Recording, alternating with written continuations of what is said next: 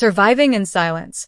Female inmates share their darkest fears. Subscribe now for more authentic crime tales.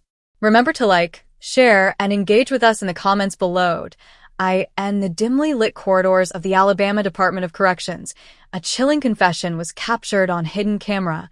An inmate revealed with trembling hands the horrifying secret behind the prison walls. "We don't just fight each other. We fight to survive," she whispered, fear etched across her face. This was not just an interview. It was a desperate cry for help from women trapped in an unforgiving system. As the camera continued rolling, an unseen threat loomed larger, promising a shocking revelation that would send ripples through the heart of the criminal justice system. But before that confrontation, the everyday struggles remained hidden behind bland prison walls. What really happens within these walls? The darkness was palpable, revealing the unsettling reality of life as a female inmate in a facility where safety was merely an illusion. The story of one woman in particular would soon pull the audience deeper into a world where silence was often the only defense.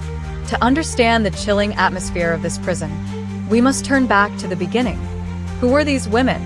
What led them to trade their freedom for confinement? The journey into their lives reveals their fears, their battles, and the system that failed to protect them. For many inmates, the road to prison began long before the gavel fell. Take Jessica Taylor, for example, a bright young woman with dreams brighter than any prison cell could contain. Growing up in a small Alabama town, she was a straight-A student and a gifted athlete. But circumstances spiraled out of control when her father lost his job, forcing the family into a cycle of debt and desperation.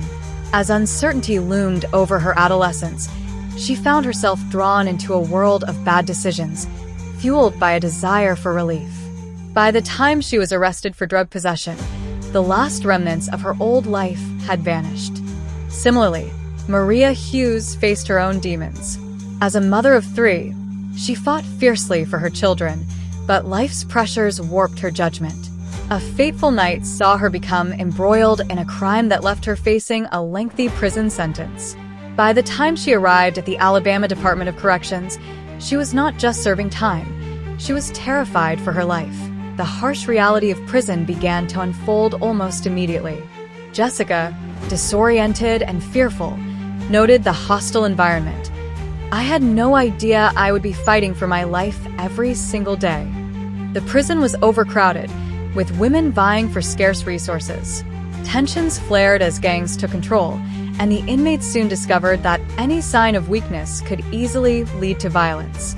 Hidden behind closed doors, the threat of physical and emotional abuse loomed large. Inmates found themselves navigating an intricate web of alliances, with safety often hinging on who they could trust and who they couldn't. The fear was palpable, and for many women, the toughest battles were not with other inmates, but within their own minds. They were prisoners not just of the law, but of their darkest fears.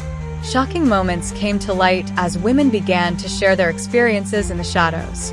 Maria recalled a time when another inmate threatened her over a misunderstanding during a card game. "I thought I was going to die," she said, her voice shaking. The high stakes turned trivial disagreements into life-or-death scenarios. Every day presented new challenges, just as the community began to fracture under the weight of isolation and desperation. As the camera zoomed in on their faces, the underlying question became evident. What happens when vulnerability meets violence? The women provided raw, unfiltered accounts of attempts to reach out for help that fell on deaf ears. Reports of neglect were met with indifference, adding fuel to a growing sense of hopelessness. In a particularly haunting scene, Jessica described the aftermath of a violent encounter. "I lost a friend that day. A gang got involved and someone didn't make it out." This chilling moment marked a turning point for the women, as they realized that many would do anything, or betray anyone, to protect themselves. The fabric of prison life tore further as a new danger emerged. Rumors of an impending gang takeover began to circulate. Inmates lived in constant fear of retribution, unsure of the loyalty of those around them. Just when it seemed like they might reach a breaking point, a glimmer of hope appeared in unexpected ways. Amidst the chaos, Some inmates decided to take a stand and advocate for gradual reforms, but would their voices be louder than the fear that silenced them? This question lingered, underscoring an urgency that demanded answers. As tensions rose and alliances formed, the next chapter promised to pull back the curtain on a desperate struggle for survival within a system that often chose silence over safety. The days turned into weeks, and the oppressive atmosphere within the Alabama prison grew heavier. As whispers of a gang takeover intensified, Jessica and Maria banded together with other inmates to forge a plan of resistance. They began to hold nightly meetings in secret, sharing strategies to navigate their perilous environment. But it was a dangerous game. Word of their discussions could easily slip into the wrong ears.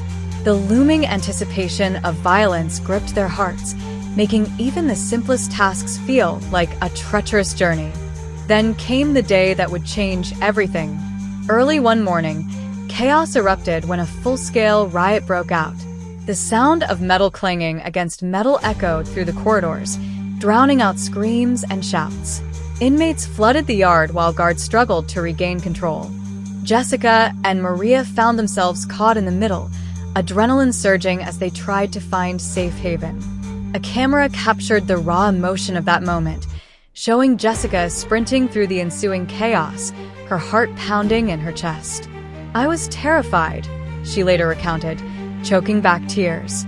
"All I could think about was survival." The mayhem seemingly lasted for hours, the relentless violence punctuated by the cries of desperate women. As the dust settled, the aftermath brought more than just physical injuries. It left lasting emotional scars. In the wake of the riot, authorities were forced to acknowledge the underlying issues that led to the uproar. Investigations began, and public outcry mounted as media coverage escalated. The cries for help that had lingered in the shadows suddenly found a stage. The women began to speak out, sharing their darkest fears and the stories that had long been buried. But with heightened attention came even greater risks. Retaliation from gangs against those who had spoken out became a terrifying reality. Maria, fearing for her safety, confided her worries to Jessica. "What if they come after us? We could lose everything for trying to be brave." The stakes had never been higher, as the women realized that standing up for their rights could cost them their lives. As the pressure mounted, a hidden ally emerged.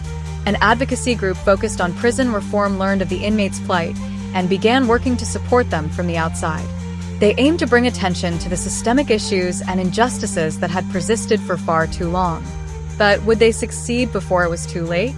The chapter closed on an intense cliffhanger as Jessica received a threatening note slipped under her cell door, a silent reminder that in a world where silence often shielded pain, the fight for survival came at a chilling cost. With fear clawing at her insides, Jessica knew the time for action was ticking down. Would she and her fellow inmates find the courage to change their fates, or would they remain trapped in a cycle of violence and despair? The resolution to their suffering hung precariously in the balance, ready to unravel.